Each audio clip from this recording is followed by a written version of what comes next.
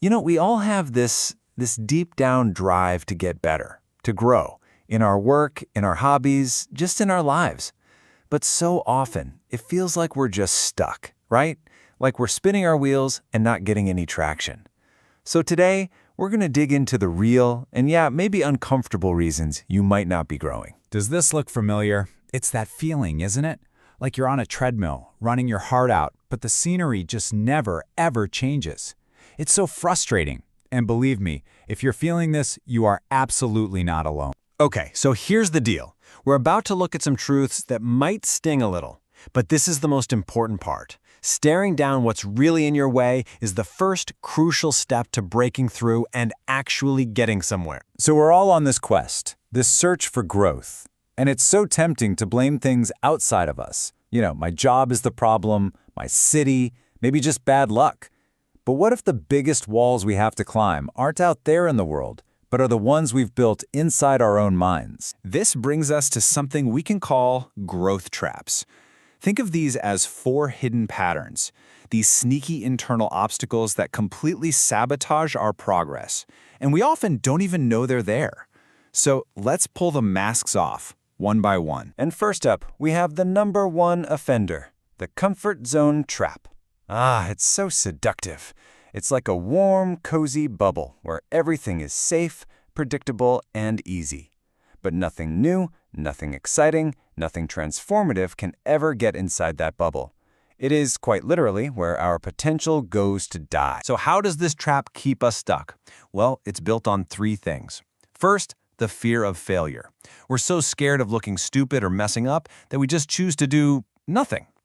Then there's the fear of discomfort. You know that awkward, clumsy feeling when you're trying something new? We hate that feeling, so we avoid it at all costs. And finally, good old procrastination. That little voice that says, I'll start Monday. It's just a form of self-sabotage that feels productive. Okay, let's look at the second trap, the blame game. Oh, this one is human nature 101. It's the habit of pointing our finger literally anywhere else but at ourselves. We blame our boss, the economy, our family, anything to avoid taking real ownership of our own life. And this game has 2 favorite moves. First, just a chronic lack of personal responsibility. Every single setback is always somebody else's fault. And then there's waiting for permission, where you're kind of just paused, hoping someone will come along, tap you on the shoulder, and say, okay, you can go now. The hard truth? You have to give yourself the green light. And there's a third, super modern part of the blame game, comparison. We scroll through social media and see their curated highlights, the perfect vacation, the dream job. But we're living our real journey, the messy, confusing, and challenging behind-the-scenes version. Comparing your reality to their highlight reel, it is a guaranteed way to feel like you're failing. All right, on to trap number 3, the clarity void. This happens when you have all the desire in the world to grow, but you have no idea what growth even looks like for you.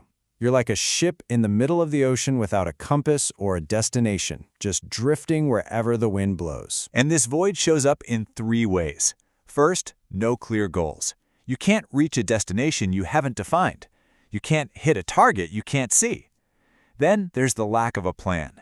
And let's be real, a goal without small, concrete steps isn't a goal. It's just a wish. And finally, inconsistency.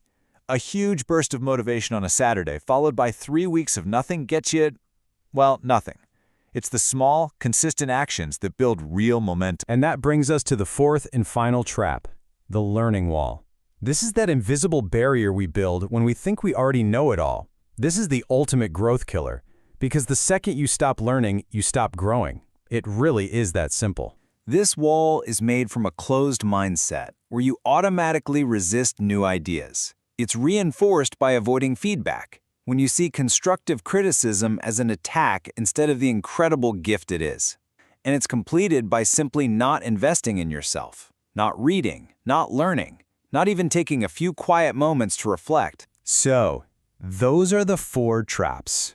And I know that can feel a little heavy, but here is the fantastic news. Just identifying them, that's the hardest part. Now we get to the turning point. Let's talk about the truth that can actually set you free. Just take a second and let this sink in. Acknowledging these truths can be painful, but it's also incredibly liberating. So why is it liberating? Because once you can name the thing that's holding you back, once you can see it clearly, you take its power away. You can finally start to dismantle it. So how do we do that? Not with some vague idea, but with a concrete plan. So let's get practical and open up your 5-step growth toolkit. These are the actionable things you can start doing right away. This toolkit is your escape plan. Step 1. Self-reflect. Take that honest look. Which of those 4 traps felt a little too real? Start there. Step 2. Embrace discomfort. Do one small thing this week that feels awkward. Speak up in a meeting. Try that new recipe. Lean into it. Step 3. Take action. Don't wait. The smallest action is 1,000,000 times better than the biggest, most perfect plan you never start. Step 4. Seek feedback. Be brave. Ask someone you trust. What's one thing I could do better? And then just listen. And finally, step 5. Cultivate a growth mindset.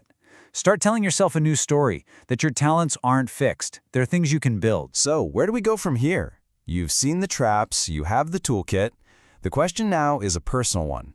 What's your next step? Because the ultimate truth here is that growth isn't some finish line you cross and then you're done. It's not a destination. It's a daily practice. It's a series of small choices you make every single day. So it all comes down to this one final question, and I really want you to think about it. What is one uncomfortable thing you will do this week to deliberately step out of that cozy bubble and spark your own growth? Your answer to that question, that's where everything changes. That's where your real journey begins.